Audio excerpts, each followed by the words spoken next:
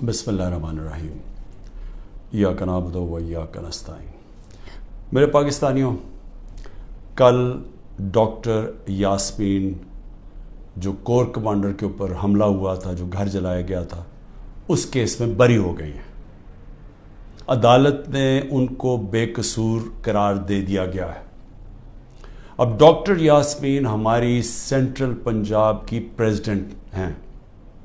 Central Punjab کی president جب بری ہو جاتی ہیں تو اس کا مطلب کہ یہ پارٹی پالیسی نہیں تھی، یہ جو جلائے گئے ہیں، وہ جو گھر جلایا گیا اور جدھر بھی 3-4 جگہ اور جو جگہیں جلائی گئی ہیں، یہ پارٹی پالیسی نہیں تھی، کیونکہ ڈاکٹر یاسمین تو پریزیڈنٹ ہوتے ہوئے انہوں نے پارٹی پالیسی بتانی تھی نا کیا ہے۔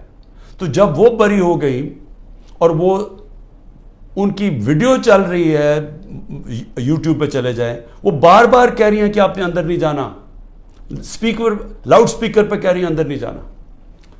تو اس سے اب آگے سوالات اٹھ جاتے ہیں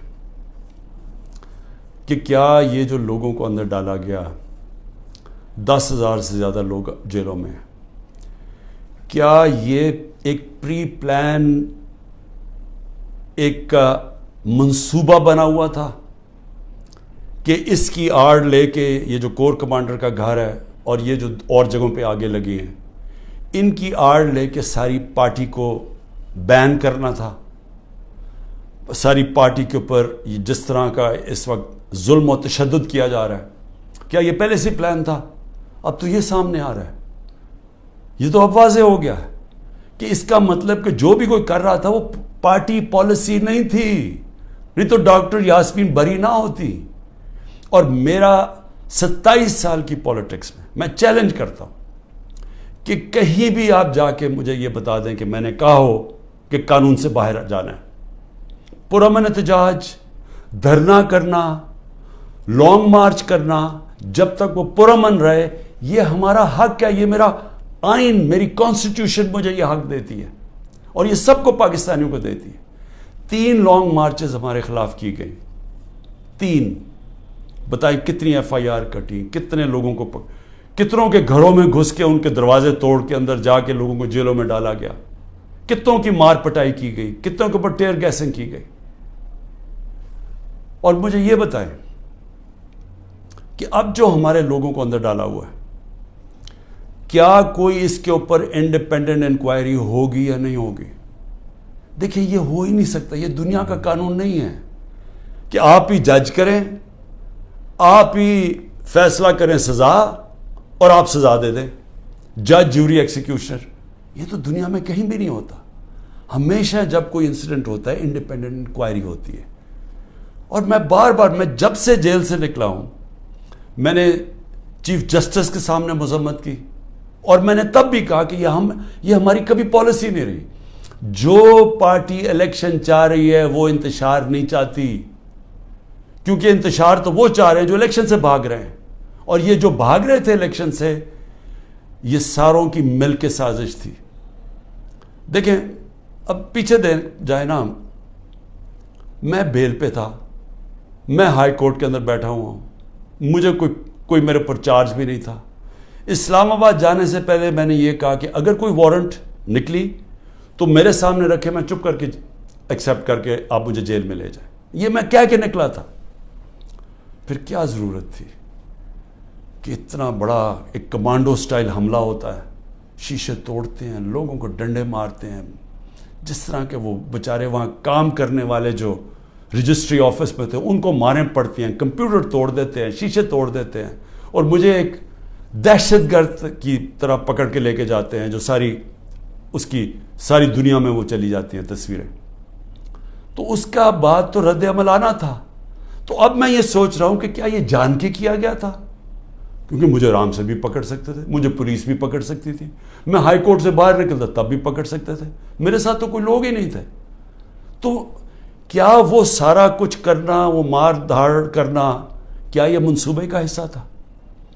اور یقین کریں، جیسے ہی میں اندر گاڑی کے بیٹھا ہوں، جب انہوں پکڑ کے لے کے گئے، بڑی میرے سے تمیز سے باتیں ہوئی، کوئی میرے سے برا سلوک نہیں ہوا، وہاں سے لے کے نیب میں۔ تو کیا یہ دکھانے کے لیے سب کچھ تھا جس کا رد عمل آیا اور وہ پہلے سے پلان کیا ہوا تھا، یہ جو سب کچھ ہوا ہے. میں پھر سے کہتا ہوں کہ اگر سچ پہ پہنچنا ہے تو وہ صرف ایک طرح کہ ایک انڈیپینڈنٹ انکوائری کی جائے. اور یہ جو ہوا ہے ڈاکٹر یاسمین کی جو بری کیا گیا، اور وہ ہونا ہی تھا انہوں نے بری، کیونکہ ان کی تو ویڈیو چل رہی تھی کہتے کہ اندر نہیں جانا آپ نے، اور روک رہی تھی لوگوں کو، تو اس سے تو بری ہونا تھا. لیکن یہ ہماری پریزیڈنٹ تھی سینٹرل پنجاب کی، سارا سینٹرل پنجاب ان کے نیچے تھا، تو جو بھی انہوں نے بولنا تھا وہ ہماری پالیسی تھی.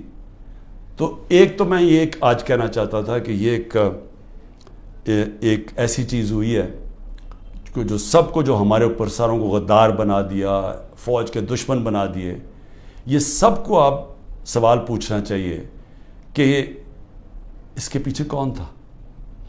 دوسری چیز، میں اپنے کارکنوں کی اب بات کرنا چاہتا ہوں، کیونکہ میرے پاس اب جو نکل کے آئے ہیں کارکن، ابھی میں باہر، میرے ایک کارکن جس کو 17 دن جیل میں رکھا ہے وہ واپس آیا، سارے ایک ہی کہانی سنا رہے ہیں. اتنے زیادہ لوگ ہیں، جیل چھوٹا ہے، سب کو وہاں بند کیا ہوا ہے، یعنی وہ جیل میں گنجائش ہی نہیں ہے جو جیلوں میں جتنے زیادہ لوگوں کو انہوں نے بند کیا ہوا ہے. کس حالات میں وہ رہ رہے ہیں، کس طرح گندگی ہے وہاں، کھانا ان کو دیا نہیں جاتا، 2 دن کہتا ہم نے روزے رکھے ہیں، کھانا ہی نہیں تھا. اور پھر ان سے جو سلوک کیا گیا، یعنی ایسے رکھا گیا، یہ پولیٹیکل ورکرز ہے، انہوں نے کوئی کرائم نہیں کی، ان کی ابھی تو کرائم ثابت ہی نہیں ہوئی. اور پھر وہ بتاتے ہیں ہم جاتے تھے ادھر عدالت میں، وہاں سے نکلتے تھے دوسرے کیس پہ اندر ڈال دیا. اب یہ جو آدمی نکلا ہے، یہ صرف یہ کوئی 40 لوگ رہا ہوئے ہیں، 40 میں سے 7-8 نکلے ہیں، باقیوں کو پھر جیلوں میں ڈال دیا. تو یہ مجھے بتائیے کون سا قانون ہے آج پاکستان میں؟ میں یہ سوال پوچھتا ہوں کہ جو بھی آج حکمرانی کر رہے ہیں، کیا ان کو اندازہ ہے کہ یہ پاکستان کو کتنا نقصان پہنچایا جا رہا ہے؟ ٹھیک ہے، تحریک انصاف کو کمزور کیا جا رہا ہے، توڑا جا رہا ہے، لوگوں کو دھمکیاں دے کے چھڑوائی جا رہی ہے پارٹی، گھروں میں گھس جاتے ہیں، اگر وہ نہیں ملتے تو ان کے جاننے والے یعنی خاندان کے لوگوں کو پکڑ کے لے جاتے ہیں. اگر وہاں کوئی گھر میں کوئی نہیں ہے تو ان کے پھر جو رشتہ دار کہیں رہ رہے ہیں، بہنیں رہ رہی ہیں، ان کے اوپر پیچھے پڑ جاتے ہیں، ان کو اٹھا کے لے جاتے ہیں. پھر بزنسز تباہ کر رہے ہیں، جو حماد اظہر کی فیکٹری بند کر دی ہے. اور بھی میں سب کا بتاؤں کہ جن کے ہمارے جن کے کاروبار تھے، کاروبار بند کر دیے. عاطف خان کا کاروبار، 100 سے زیادہ لوگ وہاں کام کرتے تھے، وہ بند کر دیا. وہ ایکسپورٹ کرتے تھے چیزیں، وہ رہ گئی بیچ میں. تو یہ جو کیا جا رہا ہے، میں پھر سے یہ سوال پوچھتا ہوں کہ ہم جا کدھر رہے ہیں؟ یعنی اس سے اچیو کیا ہوگا؟ تحریک انصاف کمزور ہو گئی، تحریک انصاف اتنی کمزور ہوگی کہ وہ الیکشن لڑنے کے قابل نہیں ہوگی.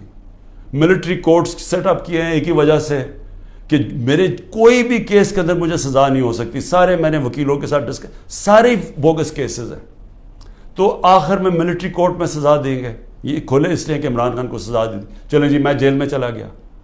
اب آگے چلیں گے، اس کے بعد کیا ہوگا؟ اس کے بعد پوچھنے کی بات یہ کہ کیا پاکستان جو تیزی سے اس دلدل میں پھنستا جا رہا ہے، اس سے نکل جائے گا؟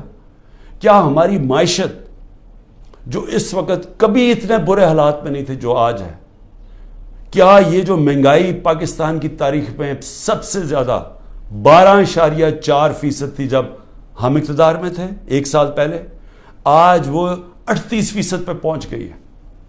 یعنی لوگوں کو تنخواہ دار طبقے کے لیے اب وہ عذاب آ گیا ہے اور آتا جائے گا. بجلی کے بل نہیں دیے جائیں گے ان سے، ان کو گھر میں جو کھانے پینے کی چیزیں ہیں جس کو سینسٹیو پرائز انڈیکس ہے، یہ 38% ہے، وہ 45% پہ پہنچا ہوا ہے. یعنی جو گھر کی کھانے پینے کی چیزیں، جو عام کچن آئٹمز ہیں، جو بجلی وغیرہ ہے. تو کیا یہ ٹھیک ہو جائے گا اس سے؟ کیا مجھے کوئی یہ آج بتا دے کہ تحریک انصاف چلیں الیکشن بھی ہار گئی، کیا یہی لوگ آئیں گے نا واپس جو ابھی اقتدار میں بیٹھے ہوئے ہیں؟ تو انہوں نے تو 1 سال میں ملک کو تباہی بیڑا غرق کر کے رکھ دیا. یہ جو اب تو جو فیکٹس اور سٹیٹسٹکس ہیں، اعداد و شمار، یہ تو چھپتے نہیں ہیں. یہ تو آپ سیدھی طرح پاکستان کی وہ اکنامک سروے دیکھ لیں، اس میں تماشا دیکھ لیں کہ کیا ہوا ہے. کہاں 2 سال ایوریج اوسط جو ہماری اکانومی بڑھ رہی تھی وہ 6% تھی. 6% کا مطلب یہ ہے کہ پاکستان کی تاریخ میں یہ وہ 2 سال تھے جدھر سب سے زیادہ معیشت اوپر جا رہی تھی. اور میں یاد کرا دوں جو پچھلی دوروں میں جب ایسے گئی ہے تو امریکی ڈالر آ رہے تھے. ایوب خان کے دور میں سیٹوں اور سینٹوں کا پیکٹ تھا, ہم ان کے ساتھ ملے ہوئے تھے, ہمیں ڈالر آ رہے تھے. ضیاء الحق کے دور میں ہم افغان جہاد کا حصہ بنے تھے, تب بھی ڈالر آ رہے تھے. جنرل مشرف کے دور میں 1-2 سال جو ترقی ہوئی تھی وہ ہم وار آن ٹیرر میں ان کے ساتھ ملے ہوئے تھے, تب بھی ڈالر آ رہے تھے. یہ باہر سے ڈالرز آنے کے بغیر ملک میں 6% اوسط ہماری جو اکنامک گروتھ ہوئی, اور یہ ایک شعبے میں نہیں ہوئی. زرعی جو ہم نے چینجز کیے, جو انسینٹیوز دیے, 4.5%, 17 سال کے بعد ہماری زرعی گروتھ ہوئی. ہماری جو لارج سکیل مینوفیکچرنگ تھی, جو اصل نوکریاں ہیں, وہ 17 سال کے بعد وہ اتنی تیزی سے بڑھ رہی تھی 10.4% پہ. تو جو انڈسٹری بھی بڑھ رہی تھی, ہماری زراعت بھی, جو پروڈکشن سینٹر سے بڑھ رہے تھے, پہلی دفعہ زور لگایا تھا ہم نے آئی ٹی کے اوپر, ٹیکنالوجی کے اوپر, جو 75% اس کی ایکسپورٹس بڑھ گئی تھیں, اور آگے انہوں نے اور آگے جا رہا تھا. بیرون ملک سے اوورسیز پاکستانی پیسہ بھیج رہے تھے. روشن ڈیجیٹل اکاؤنٹ میں $5 ارب آ چکا تھا, اور 1.5 سال کے اندر, اور تیزی سے بڑھ رہا تھا. یعنی بیرون ملک پاکستانیوں کا پیسہ آنا شروع ہو گیا تھا. بڑے پروجیکٹس تھے ہمارے, جس طرح وہ راوی سٹی, اس طرح کے بڑے پروجیکٹس میں اوورسیز پاکستانی کا ہم نے پیسہ لے کے آنا تھا. کیونکہ ابھی تو صرف گھروں میں گھر لیتے ہیں نا, وہ زیادہ سے زیادہ ریل اسٹیٹ میں. لیکن اصل جو پیسہ جب آپ پورا شہر بنا رہے ہیں, اس میں اصل پیسہ آنا تھا, ڈالرز آنے تھے پاکستان میں. اور جو اگر یہ سندھ حکومت نہ ہمارا وہ پروجیکٹ بنڈل آئلینڈ کا ختم کرتی, بڑے بڑے اربوں ڈالر کی وہاں انویسٹرز تیار تھے آنے کے لیے, تو پاکستان میں ڈالرز بھی آ رہے تھے. اتنے زیادہ, جو آپ بڑے بڑے بزنس مین سے پوچھیں کبھی اتنے ان کے نفع ہوئے ہیں, بزنسز بڑھ رہی تھی. تو ملک جب ترقی کر رہا تھا, اس کو جب اب یہاں پہنچایا ہے, اور ان لوگوں نے آ کے آج تباہی کے کنارے پہ کھڑا کر دیا ہے. نہ باہر سے انویسٹمنٹ آ رہی ہے, نہ کوئی پیسہ آ رہا ہے, نہ باہر سے کسی کو اعتماد ہے, نہ اندر سے. تو کیا انہوں نے ان کو اب آگے لے جا کے ملک ٹھیک کرنا ہے؟ تو میرا سوال 2 اور ہیں کہ ملک تو تب ٹھیک ہوگا جب رول آف لا ہوگا. جب تک ملک میں قانون کی حکمرانی نہیں آتی, کبھی بھی اس ملک کے اندر خوشحالی نہیں آئے گی, انویسٹمنٹ نہیں آئے گی. تو یہ تو ہم دوسری طرف چلے گئے ہیں.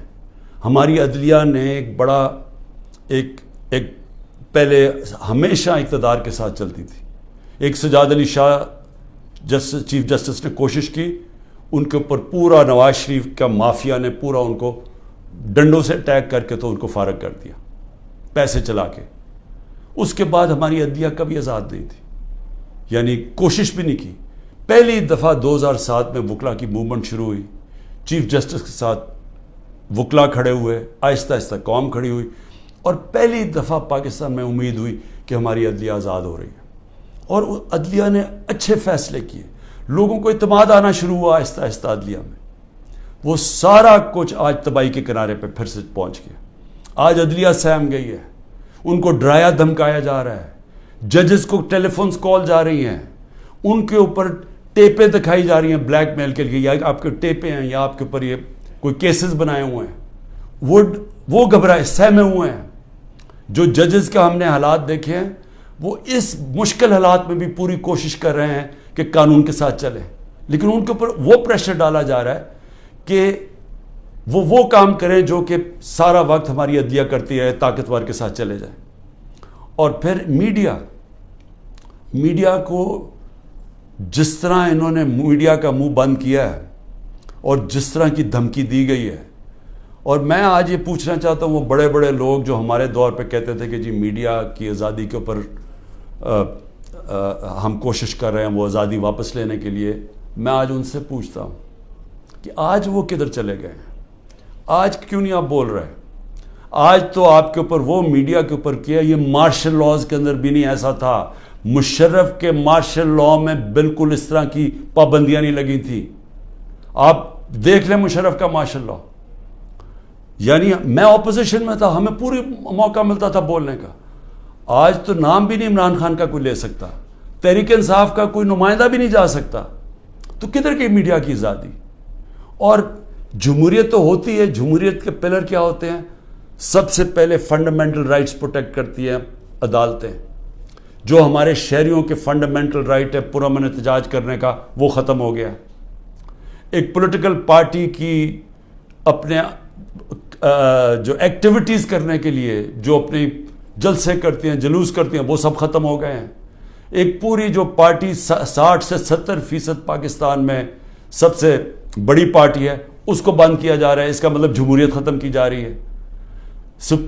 عدالتوں کو دبایا جا رہا ہے، سپریم کورٹ کو تقسیم کیا ہوا ہے اور ان کو کمزور کیا گیا ہے. ان کے اوپر پریشر ڈالا ہوا ہے کہ وہ فیصلے نہ کریں، جمہوریت کے ساتھ نہ کھڑے ہوں. اور میڈیا کا وہ منہ بند کر دیا، جو کہ پھر اس کے بغیر تو جمہوریت چلتی نہیں آزاد میڈیا کے. تو آزادی رائے بھی ختم ہو گئی ہے. تو اب رہ کیا گیا ہے؟ اب رہ گیا ہے یہ کہ یا ہم چپ کر کے یہ طاقت کی حکمرانی مان لیں اور اب جائیں اسی جو پہلے پاکستان، پہلے جو ڈارک ایجز میں کہتا ہوں، جو ہمارے برے وقت تھے، کہ جدھر ہم دنیا کے اندر ہمارا مذاق اڑتا تھا کہ جناب پاکستان میں تو ملٹری ڈکٹیٹرشپ، یہاں تو آزادی نہیں، جمہوریت. بار بار ہندوستان سارے فورمز پہ کہتا تھا کہ پاکستان میں جمہوریت ہی نہیں، ہم بات کس سے کریں. اور آج واپس اسی دور کی طرف جا رہے ہیں. یعنی جمہوریت کو جو تباہی کی طرف لے کے جا رہے ہیں، اس کا مطلب آزادی جا رہی ہے. حقیقی جمہوریت وہ ہوتی ہے، وہی حقیقی آزادی دیتی ہے، کیونکہ وہ آپ کے بنیادی حقوق کی حفاظت کرتی ہے، وہ انصاف دیتی ہے. طاقتور سے آپ کا نظام، آپ کا آئین آپ کو تحفظ دیتا ہے، لوگوں کو آزاد کر دیتا ہے. تو یہ تو پھر وہ واپس چلے گئے ہیں وہاں. یہاں تو کوئی آزادی نہیں ہے اب. یہاں تو ہر قسم کی آزادی پہ پابندی لگ گئی ہے. تو یہ آزادی کے اوپر پابندی نہیں لگی، یہ ملک کے فیوچر کے اوپر پابندی لگ گئی ہے. ملک اس دلدل میں سے نکلا گا کیسے؟ مجھے یہ بتائیں کہ ان کے پاس اب کیا فارمولا ہے. میں آپ کو بتاتا ہوں کیا فارمولا ہے. ایک ہی فارمولا ہے کہ پاکستان کے اندر رول آف لا قائم کریں. اس ملک کے اندر جب تک لوگوں کو، انویسٹرز کو، جو باہر سرمایہ کار ہیں، جو سب سے بڑی آپ کی طاقت اوورسیز پاکستانی ہیں، جب تک ان کو اعتماد نہیں ہوگا پاکستان کے جسٹس سسٹم پہ، انویسٹمنٹ نہیں آنے لگی اور سرمایہ کاری نہیں آئے گی، تو ہم تو ایسے کر کے بھیک مانگ کے کھڑے ہوں گے کہ جی کہیں سے کوئی ہمارا دوست ملک ہمیں پیسے ڈالرز دے دے. تو اصل تو ڈالرز آنے ہیں سرمایہ کاری سے. وہ تب آئیں گے جب ان کو اعتماد ہو پاکستان کے جسٹس سسٹم پہ. تو جب گورنمنٹ سپریم کورٹ اور آئین کے مطابق جو فیصلہ کرتا ہے کہ الیکشن ہونے ہیں 14 مئی کو، گورنمنٹ وہی نہیں مانتی، دھمکیاں دیتی ہے چیف جسٹس کو، اوپنلی کہتی ہے کہ ہم تمہارے فیصلے نہیں مانیں گے. تو اس ملک کے اندر کون اس ملک کے انصاف کے نظام کے اوپر اعتماد کرے گا؟ اور جو سرمایہ کار ہوتا ہے، جس نے محنت سے اپنا سرمایہ جمع کیا ہوتا ہے، وہ بہت گھبراتا ہے، بڑی جلدی گھبرا جاتا ہے. اس کو جب تک اعتماد نہیں ہوتا کہ میرا سرمایہ کو ایک ملک کا انصاف کا نظام تحفظ دے گا، میں جب بزنس کروں گا تو میرے پاس اگر فراڈ ہوا تو میرے پاس ایک جسٹس سسٹم ہے، وہ پروٹیکٹ کرے گا مجھے، وہ انویسٹمنٹ نہیں کرتا.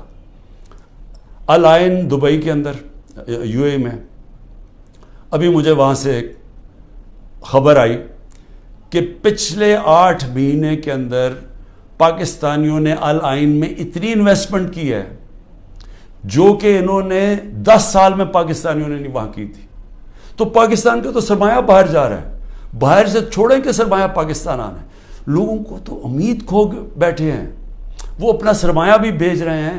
اور جو ہمارا ہیومن کیپٹل ہے، یعنی جو ہمارے پروفیشنلز ہیں جن کو باہر نوکریاں مل سکتی ہیں، وہ چھوڑ کے جا رہے ہیں. تو آگے تو ہمارا امید ہی ختم ہو گئی ہے. تو یہ اگر سارا پلان ہے کہ کسی طرح یہ سب کچھ ہو رہا ہے تحریک انصاف کو ختم کرنے کے لیے، تو اس کے بعد آگے تو پلان بتائیں کہ ختم کر کے پھر کیا کرنا ہے. تو وہ تو کوئی نظر ہی نہیں آ رہا. ان کا تو کوئی روڈ میپ ہے نہ ان کے پاس تو ہوتا تو اب تک یہ ٹھیک کر چکے ہوتے ملک کو. تو یہ تو کسی کے نہ اسٹیبلشمنٹ کے پاس کوئی روڈ میپ ہے. تو یہ تو ہمیں اندھیرے میں لے کے جا رہے ہیں. اس لیے میں صرف اپنی قوم کو آج یہ کہنا چاہتا تھا کہ دیکھیں، دو راستے ہیں. فیصلہ ہم نے کرنا ہے کہ کیا ہم نے یہ ایک جنگل کے قانون کی طرف جانا ہے اور تباہی کی طرف اور اندھیرے کی طرف, یا ہم نے ساری قوم نے جد و جہد کرنی ہے آزادی کی طرف, رول آف لاء کی طرف, کانسٹیٹیوشن کی طرف, حقیقی جمہوریت کی طرف اور خوشحالی کی طرف. یہ دو راستے اب آ گئے, اور میں یہ امید رکھتا ہوں کہ جس طرح میں کھڑا ہوں اور اینڈ تک جب تک زندہ ہوں کھڑا رہوں گا, آپ نے بھی اس ملک کی حقیقی آزادی کے لیے کھڑے رہنا ہے. شکریہ.